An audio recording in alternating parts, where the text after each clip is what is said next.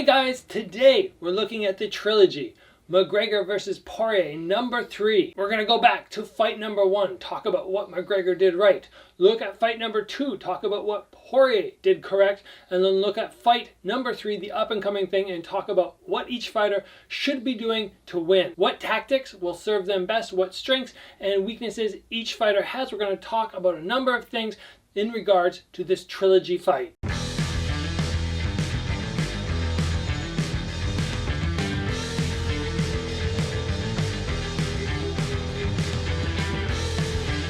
Alright guys, if you've been around the channel for a while, you know that generally I am not covering up and coming fights. It's not a priority of the channel, but this is just such a big and upcoming fight that I wanted to take a few notes, take some time, share with you my thoughts on it, and just have some fun on the discussion of this amazing matchup. So let's begin by looking back at the first fight, and one of the very first things that we notice that Conor McGregor does as soon as he comes up from the corner is he starts busting out hook kicks, he starts busting out spinning side kicks. He comes right away with the fancy tactics. Now, one of the first things that Conor McGregor accomplishes, or anybody can accomplish, as soon as they come out in the fight and they throw fancy technique, and then they go into their spinning techniques and another spinning technique. As soon as you do that, you establish something. Your opponent has one of two options. Option number 1 is to move back very far. Option number 2 is to close the distance very quickly. But fighting at this range is not good anymore because you go right into that spinning technique or that fancy technique power line.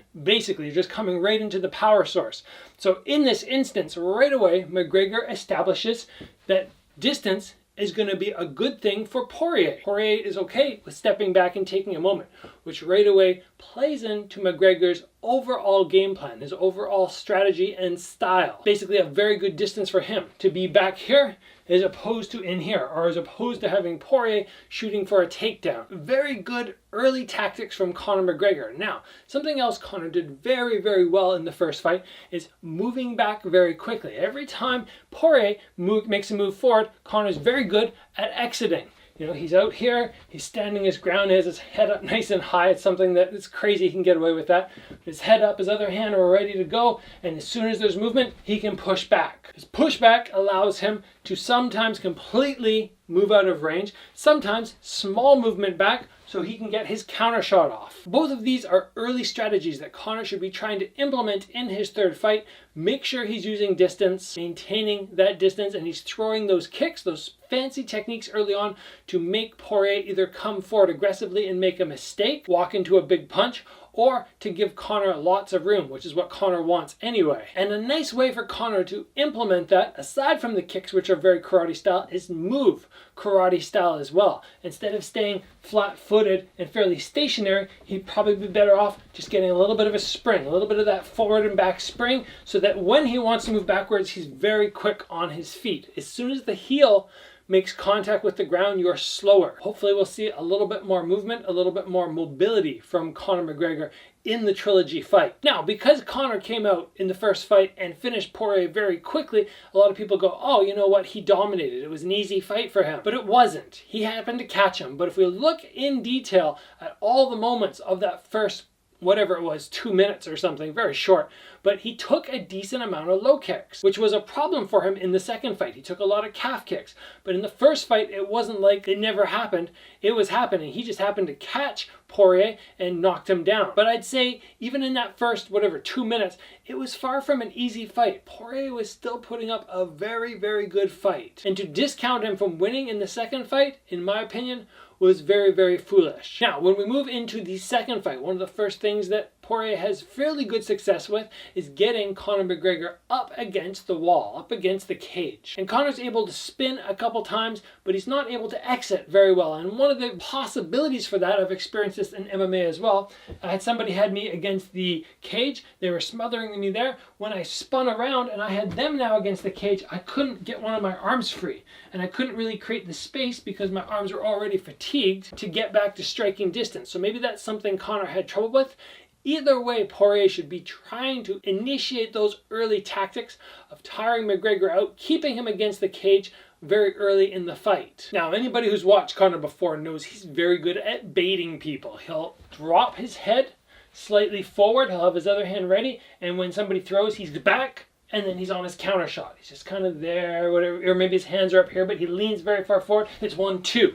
Now, when he's trying to do that, something Poirier did very well in the second fight was not bite on it. McGregor's baiting him, and what does Poirier do? He slams the low kick in. Now, something I've talked before about in my tactics is when the low kick comes, catching it and getting it up. And McGregor tries for that, but he's not able to successfully do it. And the damage is constantly building up and building up as he's taking those kicks off that lead leg. I would like to see Poirier keep that same sort of style. When he sees McGregor trying to bait him in, trying to fight his fight, he just goes, no, I'm not doing any of that. He either completely exits or he throws something entirely opposite of what McGregor wants. If McGregor comes ready for the calf kick this time and we see him a little bit lighter, then there's probably a strategy there. Then hopefully Poirier, or if I was his coaches, we would have a plan for that. We'd go, okay, he's ready for the check. We're going to attack up high. Once we start attacking high and he starts dropping his hands and letting his head fall forward, when McGregor's doing that, then we go back down to the leg. I'm sure Poirier has very, very good coaches on his team, and that would be, if I was his coach, one of the strategies. Never fight the fight that McGregor wants. Never fall into his traps, because he sets so many traps. And finally, and super important, something that Poirier did very well in the second fight, which I would like to see him continue to use in the third, is keeping his head very mobile. Poirier takes the most punishment in the fight when he decides to be a little bit stationary. If he comes forward, he throws his shots, and he stops, he gets countered. So you either need to stay on the outside, stay constantly moving, or if he decides to jump on McGregor and throw his shots, he's right away rolling, and then he's exiting, always with head movement. Never let that head go stationary. And of course, at the same time, being very careful that you don't lean in to one of Conor's high kicks. But head movement for Poirier, I think that's going to be a key. It was something that helped him in the second fight. I think it'll make a big difference in the Trilogy fight. Now, in that second fight, one of the things that so many people were stunned by was the calf kick from Poirier to McGregor. McGregor was really struggling with that kick that just came and battered up his lead calf. And I've had so many requests to talk about dealing with the calf kick, so I'm just going to touch on it right now. It won't be a full in-depth episode, but let's talk about the options Conor has if he starts eating that low kick again. Obviously, one of the easy options when you see a low kick coming is just to check it. But because Conor likes to bait people with his head forward, he puts a lot of weight over that lead leg. When the weight's over the lead leg, it doesn't leave us with too many options in terms of defense. Yes, we can try and catch, as McGregor did, but we still take full impact. So trying to dissuade somebody from continuing to kick only really leaves us with two options. Option number one is, as I see the kick coming, I very quickly hollow out. This one works still well because I'm able to pull my weight back, but my head is still forward. If I pull it too far back, I fall. But I'm only pulling back inches. I'm just trying to make sure that the shin, or the main part of the foot, the main portion of the foot, does not land and create damage. I'm here. If I'm McGregor, I'm here. I'm doing my movement, and then I see the low kick come, and I just hollow out. I either hollow out and I counter, or I hollow out and I recreate my full distance. Option number two is trying to make them pay by throwing the low kick by slamming into either the knee or the shin bone, but not the calf. I do that by, when I see the kick coming, just turning my toes outside. My foot stays planted, but I turn my toes and my knees to the outside. So I can be standing here, and as I see the low kick come, I just drop my weight like that. Obviously, it's still going to hurt my leg to a certain extent, but it's going to cause more damage to him because he's coming in potentially with his foot or his shin into my knee or into my shin, which is planted to the ground.